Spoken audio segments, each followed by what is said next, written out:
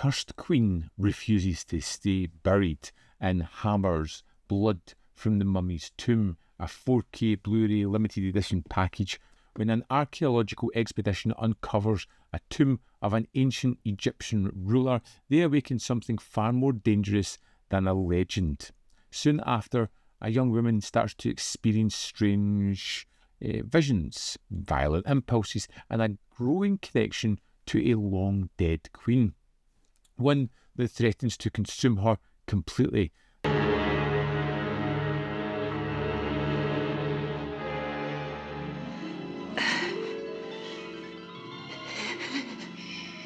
This is another wonderful adaptation of a very familiar mummy tale. It's one of those ones that gives you exactly what you want, but does it in a fresher approach, keeping the material newish. And although you cover similar story points, it's put together in such a way that it's really engaging, really draws you in and telling a wonderful story. This has the genetic makeup of a typical mummy movie. You have archaeologists finding the tomb, uncovering its secrets, finding the mummy. But the way this is cut and shot and put together is really inventive, because it starts with our main character who's going to become consumed by the idea of this person who was laid to rest. And we kind of jump back and forth, back in time to see them uncovering the body. And even just that fresh approach of putting it in a different order creates something that's really fun, but it layers the story as well. As we start to kind of move forward, we uncover aspects of them, the team finding this body and how their relationships fractured and how things have kind of grew from then.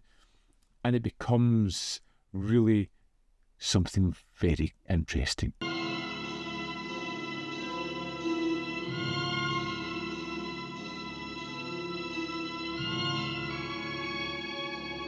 Valerie Leon is wonderful in this film. She's got a dual role as Terra, the Egyptian mummy, and we have Margaret, the archaeologist's daughter who discovered the mummy.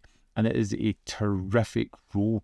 She really puts a lot of presence into both of these. And although the Queen is mainly seen lying in her tomb, you just feel this kind of aura coming out from her.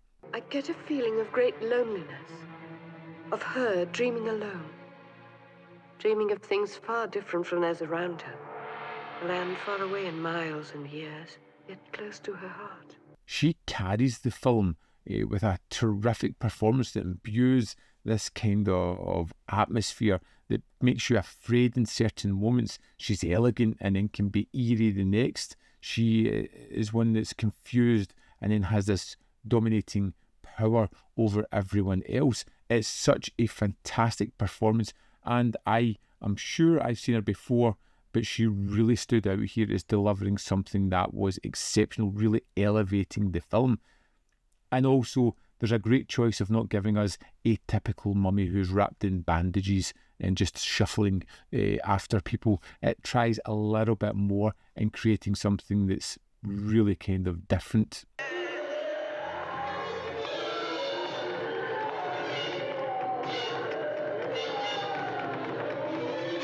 In fact, there's a wonderful sequence at the start with a hand, which I don't really want to get into, but it was so different. It was bloody. It was really effective and really set up the film for what we were going to get, creating a really impactful start. I love the idea of how this film really plays with reincarnation and identity. Where does Margaret begin and where does the Queen end? They feel like two sides of a coin. It has that kind of idea of female power and fear.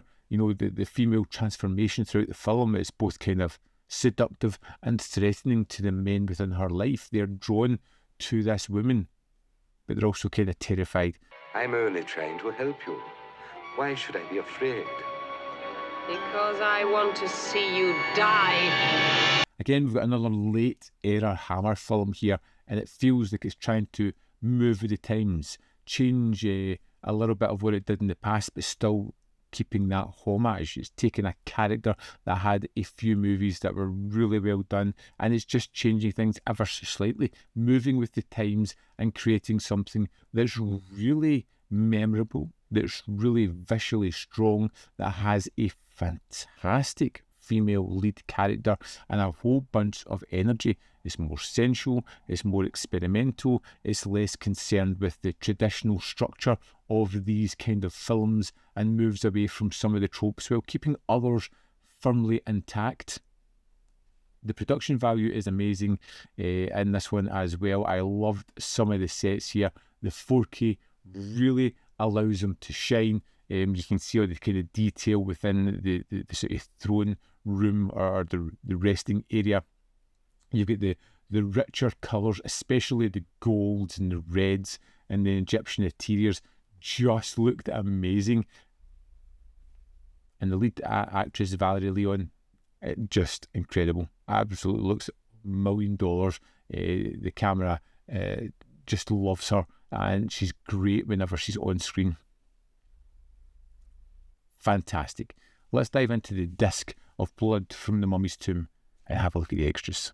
Here we are in the disc for Blood from the Mummy's Tomb. Let's go to the extras. First up, we have an audio commentary with author and film historian Steve Haberman. Then we have Valerie Leon, Inside the Mummy's Tomb, which is a new extra for this. It's 8 minutes, 49 seconds. She's looking back at this production, how she got the role and her remembrances of that time. Then we have That's a Wrap. Kim Newman explores Blood from the Mummy's Tomb, which is 19 minutes, 18 seconds, going into the history of the Mummy movies, looking at this one being picked, its origin, the cast and its kind of legacy within the Hammer echelon. Then we have The Pharaoh's Curse, Inside Blood from the Mummy's Tomb, which is 18 minutes and 3 seconds, and it's kind of like a talking head of a few fairies people who are very familiar, talking about the creation, gestation and the legacy of this film. Then we have an interview with Valerie Leon and Christopher Wicking, which is 9 minutes 54 seconds, and it's a product of its time. It's a kind of number of years ago. There is some crossover information from the current Valerie Leon interview in this one, but that's good. Then we have an interview with the sound recordist Tony Daw, which is 5 minutes 34 seconds. Then an interview with the camera operator Neil Binney, which is 5 minutes 3 seconds. And then we have TV spots, radio spots, black and white lobby cards gallery, colour lobby cards gallery, behind the scenes still gallery, and a trailer. That is the on-disc extras. This does come with a booklet as well and 2 posters. That is all the extras for Blood from the Mummy's Tomb. So there we have it. Blood from the Mummy's Tomb limited edition 4K and Blu-ray set is out now. It's a strange and seductive and atmospheric Hammer outlier that trades traditional horror for mood and mysticism, and I think it works really well. This is a great 4K of a Hammer film that I probably overlooked, but I really shouldn't have, because it is a standout. I'd love to know your thoughts on Blood from the Mummy's Tomb. Let me know in the comment box below whether you love it, hate it, or fall somewhere in the middle. As always, there's more content up here. You can see more of my stuff. In the description box below are links to Patreon, membership program, and manvfilm.com, always in which you can support me. Thanks for watching. I'll see you next time.